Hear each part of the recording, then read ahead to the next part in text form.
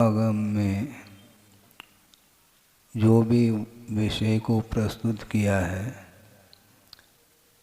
वह बहुतायत प्राकृत एवं संस्कृत भाषा में विषय वस्तु की प्ररूपणा मिलती है और प्राकृत एवं संस्कृत का अध्ययन जिसको नहीं है उसके लिए गुरुदेव ने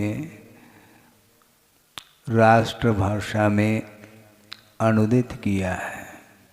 कुंद कुंद का साहित्य, समंतभद्र स्वामी का साहित्य, वो सारा का सारा आद्योपांत राष्ट्रभाषा यानी हिंदी भाषा में अनुवाद किया है और उसके माध्यम से भी वस्तु तत्व तक हम पहुंच पाते हैं।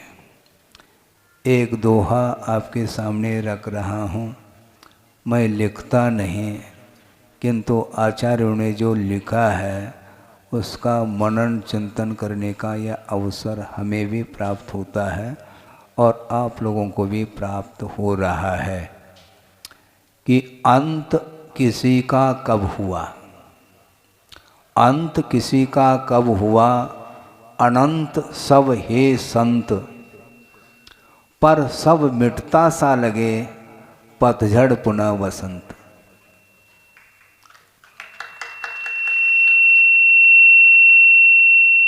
गुरुदेव ने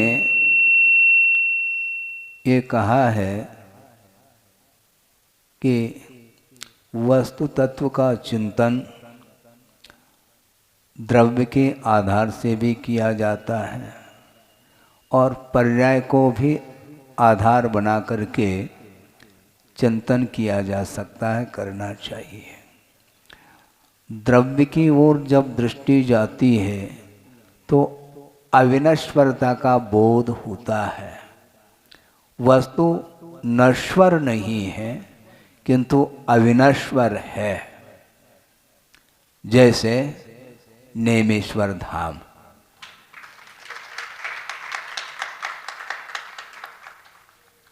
उसी प्रकार प्रत्येक द्रव्य अविनश्वर है। जब अविनश्वर है तो भीति किस बात को लेकर के होगी?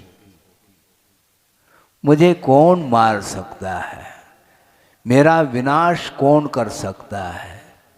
नहीं कर सकता।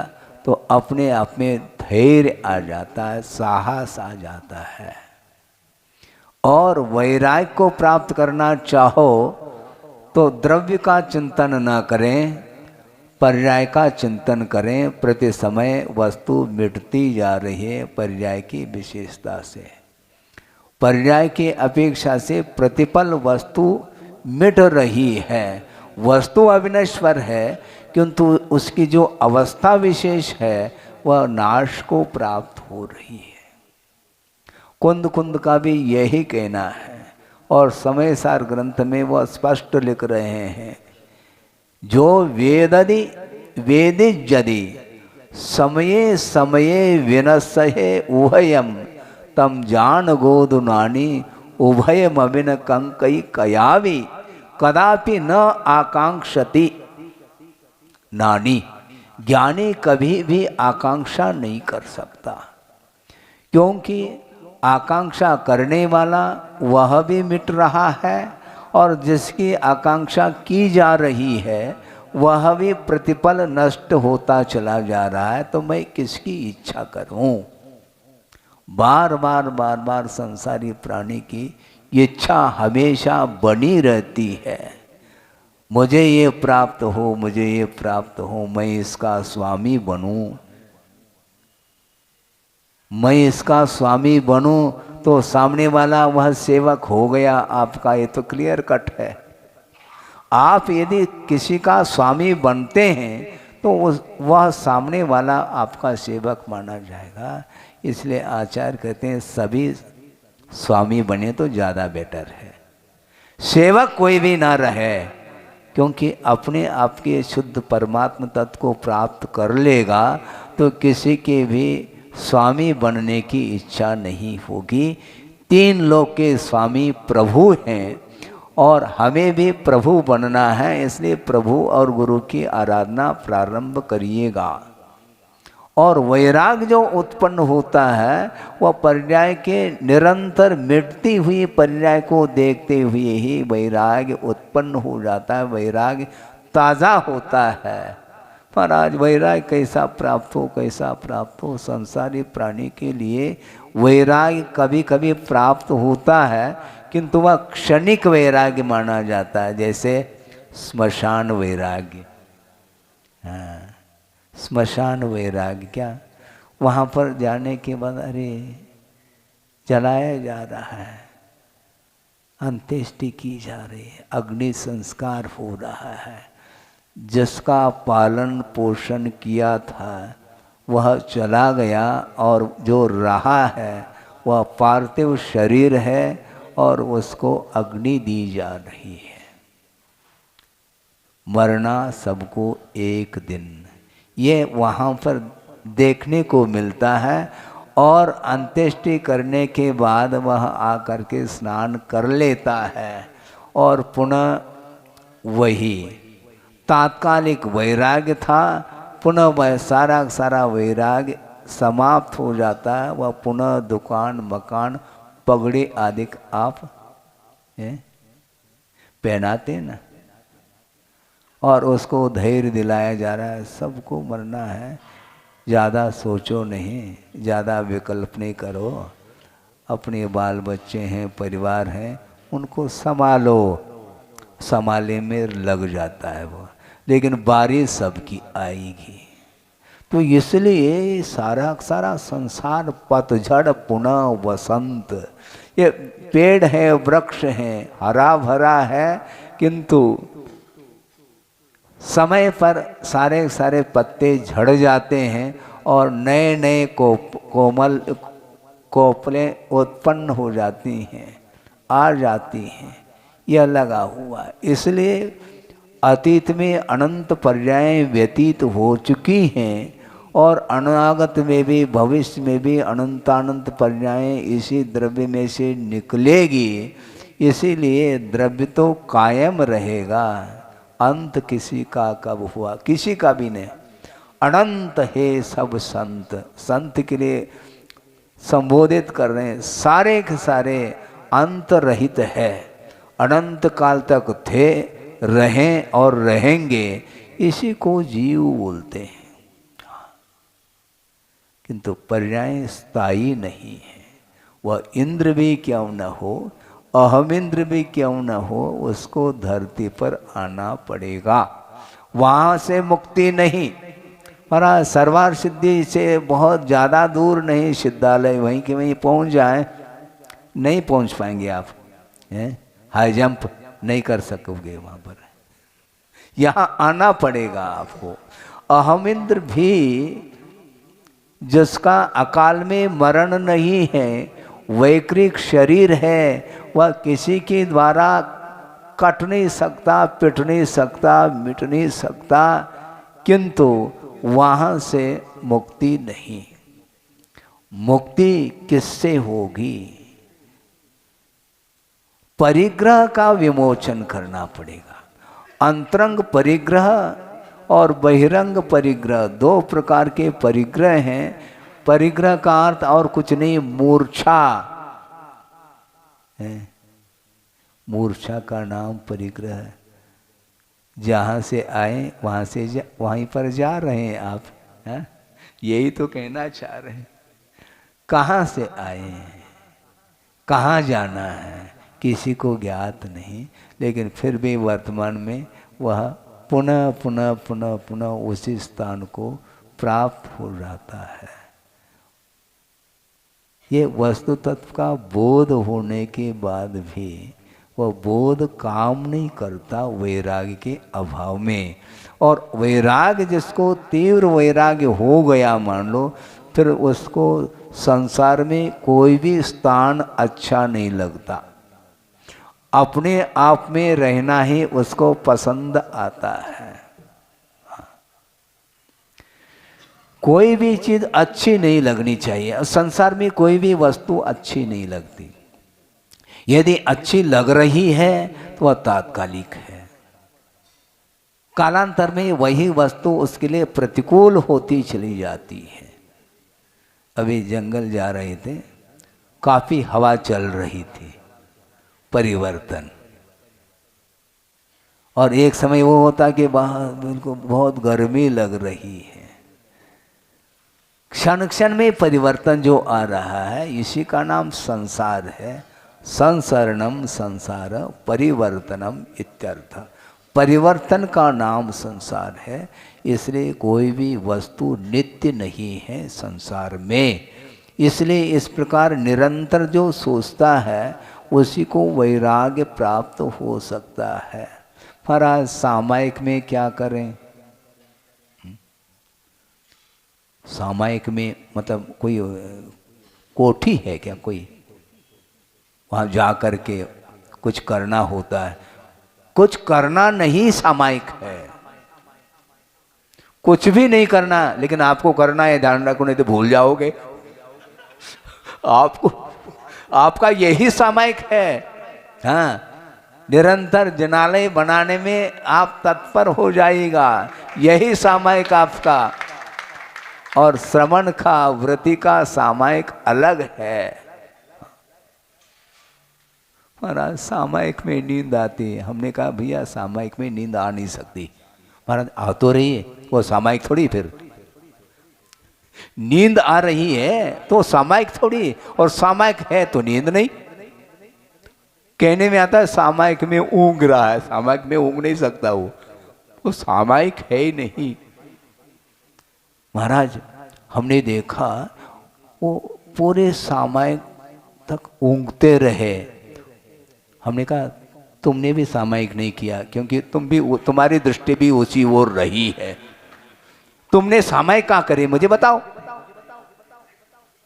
यदि तुम सामायिक कर रहे होते तो सामने वाला सामायिक कर रहा है कि नहीं कर रहा है, यह भान आपको थोड़ी होता है।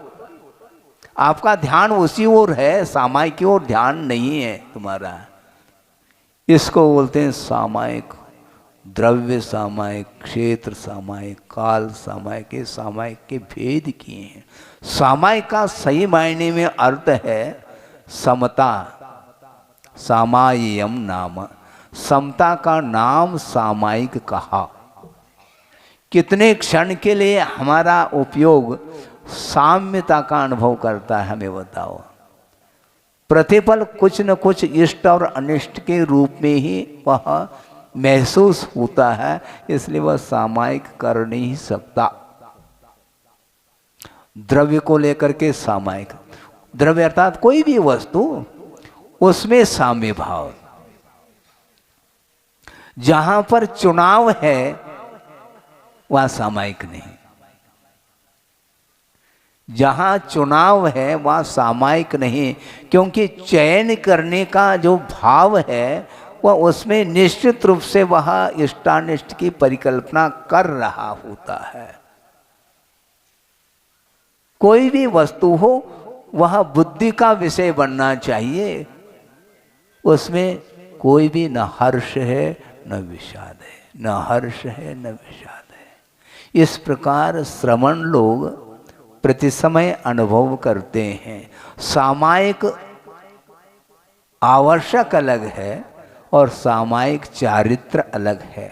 सामायिक आवश्यक जो है वह 3 संध्याओं में बैठ करके आत्मा का ध्यान लगाना, तत्व चिंतन आदि करना, ये सामायिक आवश्यक के अंतर्गत आता है।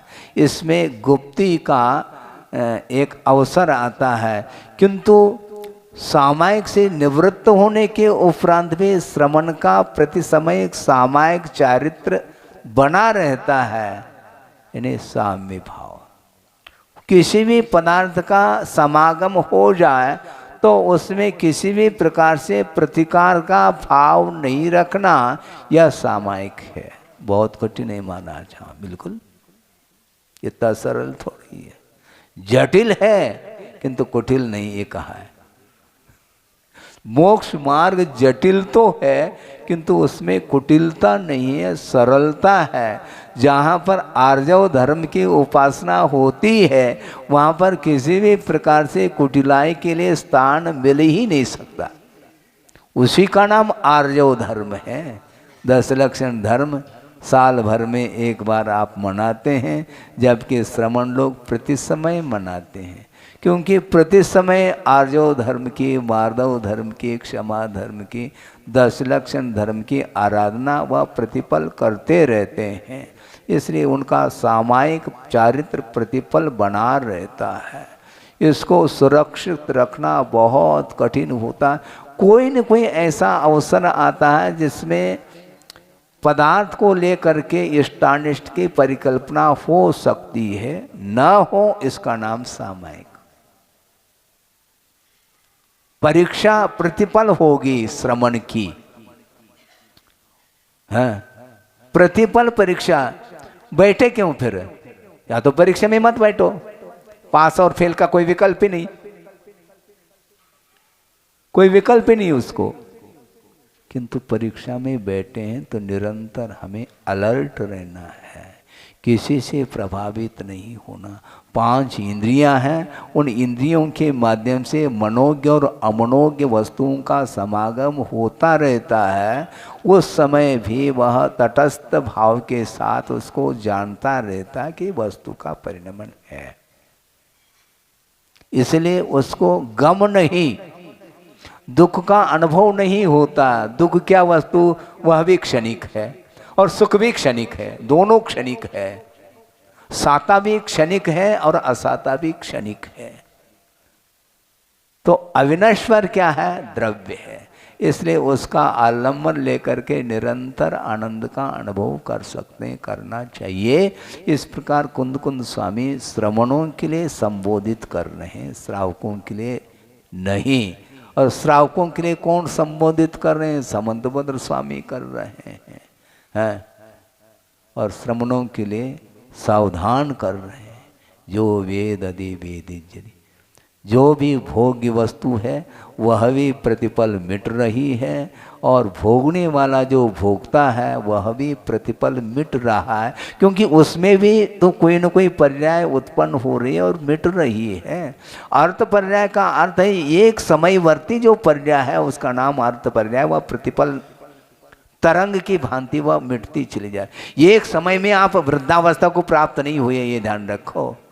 जन्म होने के अनंतर समय से इसमें पर्याय निकलती चली जा रही है और अवस्था ये आ चुकी है। बाल्य अवस्था आती है, चली जाती है, किशोर अवस्था आती है, चली जाती है, युवा अवस्था आती है, चली जाती है, वृद्धा अवस्था आती है तो ले जाती है वो। उसके बाद कोई भी पर्याय नहीं है, उसके बाद कोई अवस्था ही नहीं है, मरण को प्राप्त होगा। सोचो विचार, इसके बाद भी समझ में बात नहीं आती है। जब मरण होगा तब देखा जाएगा। देखा क्या जाएगा? मरण को देख ही नहीं पाओगे तुम, और ले जाएंगे। किसी भी पल में लाइट ऑफ हो सकता है, करंट, बिजली गोल, गोल का अर्थ क्या? अभाव सूचक अर्थ है, गोल और चौकोर नहीं है, ध्यान रखो। ये तो बिजली गोल होती है और चौकोर होती है, ऐसा थोड़ी होता है। बिजली मैं पहले ही सोचता था कि गोल क्यों बोलते थे, फिर उसका आशय पकड़ में धीरे धीरे आने लगा। बिजली गोल हो गई तो हम सोचते थे ये क्या, कैसी भाषा है इनकी। गोल का अर्थ वहां पर अभाव, चली गई मतलब बिजली, इसका अर्थ है। तो उसी प्रकार कब विनाश होगा कोई पता नहीं है। इसलिए कंखई कयावि कदापि न आकांक्षति उभयम अपि, दोनों वस्तु मिट रहे हैं। भोग्य भोक्ता भोग्य, मैं इसको भोगूं भोगूं भोगूं ऐसा कहने वाला भी वह मिट रहा है, और जिसको भोगा जा रहा है वह भी वस्तु मिटती चली जा रही। आप भोग ही नहीं पाएंगे। तो भोगने में क्या आ रही महाराज वस्तु? यह एक स्थूल पर्याय भोगने में आ रही है, सूक्ष्म पर्याय को आप भोग ही नहीं पाएंगे। प्रतिपल जो विनाश हो रहा है संभव नहीं है। जैसे आम है मान लो, और रखा रखा रखा रखा ही वह सड़ जाएगा। कच्चा था आम, वह समय पर पक गया है और समय पर सड़ भी जाएगा। क्यों? ये परिणाम नहीं इसी को बोलते हैं। सड़ता हुआ आम देखने में नहीं आता, सड़ने के बाद देखने में आता है। इसके उपरांत भी संसारी प्राणी की वृत्ति देखा कभी आपने? सारी क्रियाएं आप लोग करते हैं लेकिन ध्यान नहीं जाता। आम पका हुआ है लेकिन एक कोर सड़ा हुआ है, तो उतना उसको निकाल करके शेष। हाँ, इधर कह रहे हैं प्रतिफल मिट रही वस्तु, इसके जब वह सड़ेगा तब सड़ेगा, अभी तो ले लो उसको। हाँ, 12 भावना का चिंतन बहुत कठिन होता है। जब वस्तु महाराज अविनश्वर है, नहीं है, नश्वर है, इसलिए जल्दी जल्दी खाना चाहते हैं हम, ताकि कहीं मिट न जाए। ऐसा अर्थ लेता है वो, लेता है, बिल्कुल लेता है। हाँ। भस्मीभूतस्य देहस्य पुनरागमनम कुतः। यह शरीर भस्म होने वाला है, इसलिए जब तक है तब तक इसका उपभोग करो, ऐसा वह मानता है। हाँ, ये कारिका आती ना। हाँ, क्या आती वो? हाँ, घृतम पिबेत।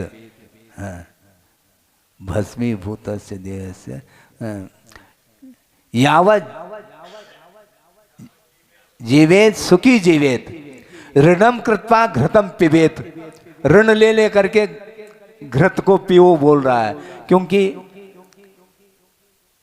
भस्मीभूतस्य देहस्य पुनरागमनम कुतः। यह शरीर भस्म होने वाला है, जब तक है तब तक घी को ऋण लेकर ऋण के माध्यम घी पीते जाओ।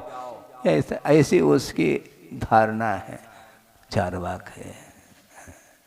सोचो, विचार करो। वो भी सोच रहा है, वह भी शरीर को नश्वर मान रहा है, किंतु मिट न जाए, मिटने के पहले ही उसका उपभोग कर लो, इस प्रकार वह सोच रहा है। ये अज्ञान का परिणाम है।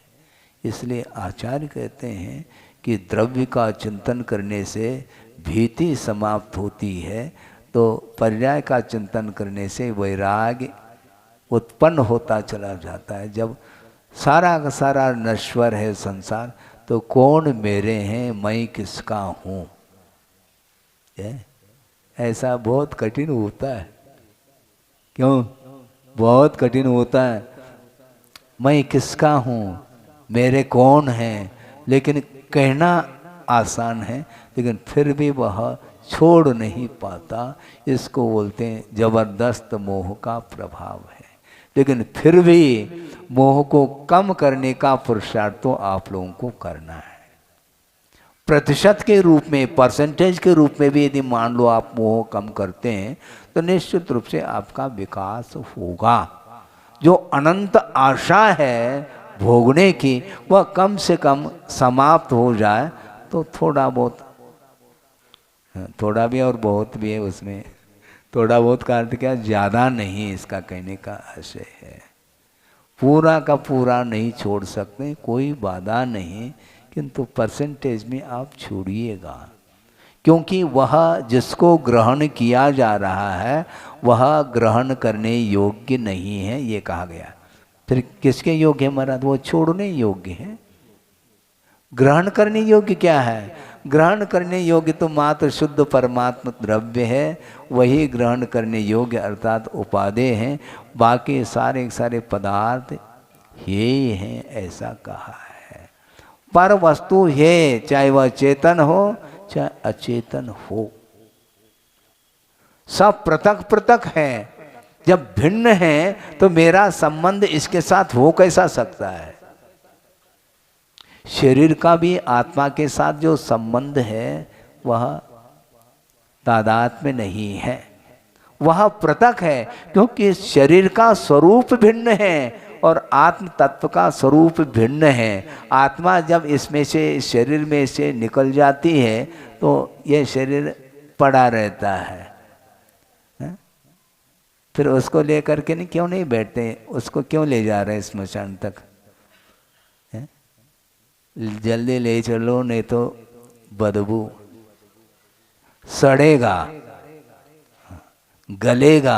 इसी का नाम पुद्गल है। पूर्णम गलनम इति पुद्गलम का। जो पूर्णता है, संगठित होता है और पुनः बिखर जाता है। बिखरना और संगठित होना यह इसका स्वभाव है। इसलिए इसके स्वभाव को देख करके ही श्रमण लोगों को वैराग्य हमेशा बना रहता है। भिन्न भिन्न भावनाओं के माध्यम से अपने वैराग्य को वो दृढ़ बनाते रहते हैं। इसी प्रकार आप लोगों को भी बनाना चाहिए। तो मैं ये कह रहा था कि वस्तु के प्रति इष्टानिष्ट की परिकल्पना नहीं करते हुए उसको जानना, यह सामायिक कहा है। बहुत कठिन होता है, ये होना मुश्किल होता है, लेकिन मुश्किल हो करना तो पड़ेगा। पुरुषार्थ उसी ओर हमेशा होना चाहिए। क्षेत्र सामायिक, इसी प्रकार किसी भी क्षेत्र में साम्य भाव रहे। लेकिन प्रारंभिक अवस्था में आप लोगों को जहाँ पर विशुद्धि बढ़े, जहाँ पर आपका धर्म ध्यान हो सके, उस क्षेत्र को ही अपनाना चाहिए। अन्य क्षेत्रों का संबंध छोड़ देना चाहिए। बड़े ये कितना ऐक्य है संबंध इसका। क्षेत्र भिन्न है, मैं भिन्न हूँ, फिर भी उसके साथ जो जुड़ाव है वह दूर नहीं होता, दूर नहीं होता। यहाँ से दिल्ली गए, मान लो, लौटेंगे, रिटर्न टिकट कौन सा? बोल नहीं रहे, सामायिक में बैठ गए क्या? रिटर्न टिकट सतना का लेंगे और क्या? इसका अर्थ सतना, हम सतना में रहते हैं। को आस्ते भगवान, तो आचार्य कहते हैं आत्मनि, और आप कहेंगे सतना। आप सतना का रिटर्न टिकट लेते, इसका अर्थ सतना के साथ आपका घनिष्ठ संबंध है। जहां जाते हैं वहीं पर वह रम जाता है। मान लो सतना छोड़ गए, कटनी में शिफ्ट हो गए, और कुछ लोग कटनी छोड़ करके सतना शिफ्ट हो गए। पंडित जी है, ऐसा ही है। जन्म कहीं हो जाता है और कर्म कहीं करते हैं। हाँ, ये होता है। ये अब देखो वो क्षेत्र कितना भिन्न है, इसके उपरांत भी उसके प्रति लगाव है। रहो ये ठीक है। आप कहाँ पर रहते हैं? लोकाकाश में। लेकिन लोकाकाश में सभी रह रहे हैं, भगवान भी और हम भी और आप भी। लोक के बाहर जा ही नहीं सकते हम। तीन लोक के अंदर ही रहेगा जीव, कहीं भी रहे, चाहे वह अधोगति में रहे, चाहे मध्य लोक में रहे, चाहे वह ऊर्ध्वलोक में, अधोलोक, किसी भी लोक में रहे, किंतु लोक में ही रहेगा। अलोक आकाश में नहीं जा सकता।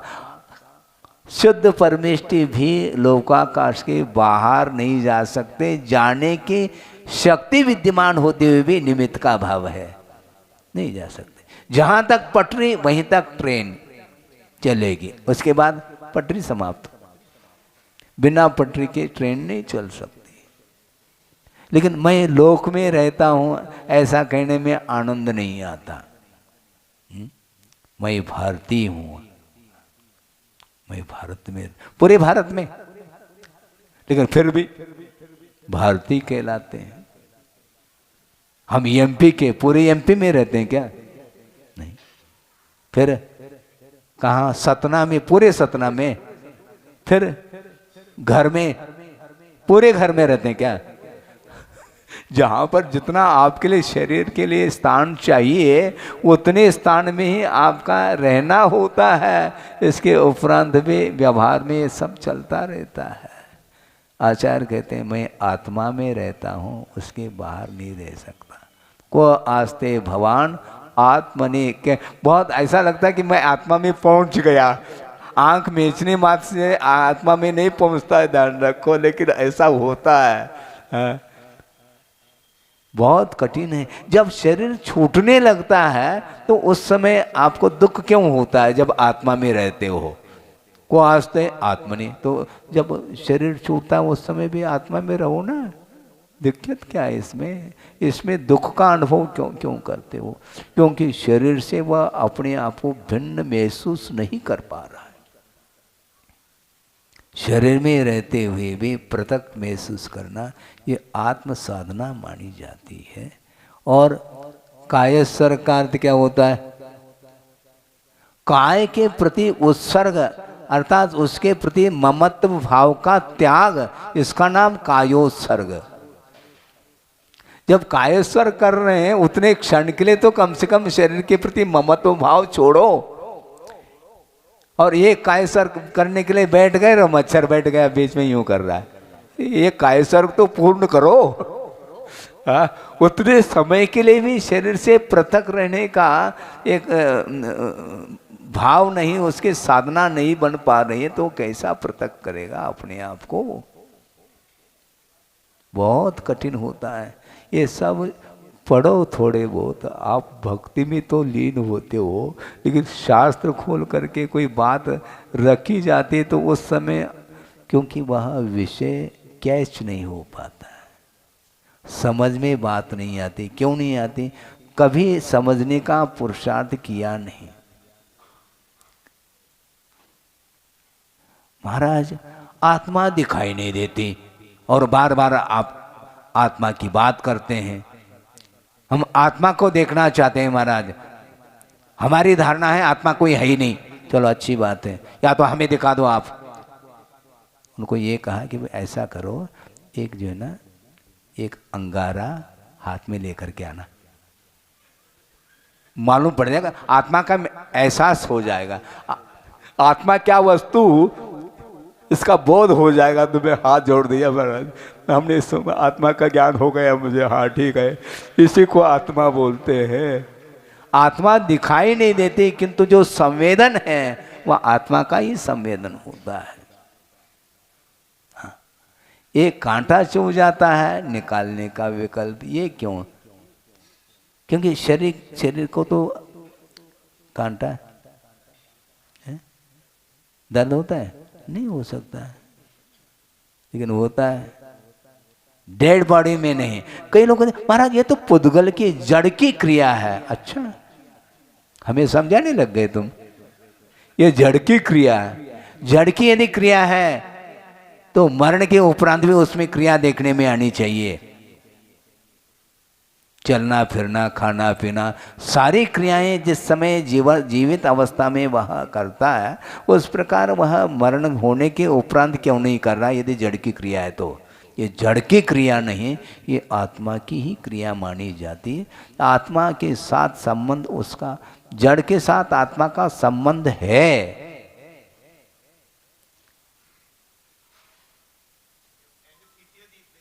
हाँ, नहीं होता है। आपने अनुभव किया? सुनो, एनेस्थीसिया जब दिया जाता उस समय आपको होश नहीं, हाँ, संवेदन नहीं है, उसको शून्य किया है। उसमें जो आत्म प्रदेश हैं वह संकुचित हो चुके हैं, इसलिए उसमें एहसास नहीं होता।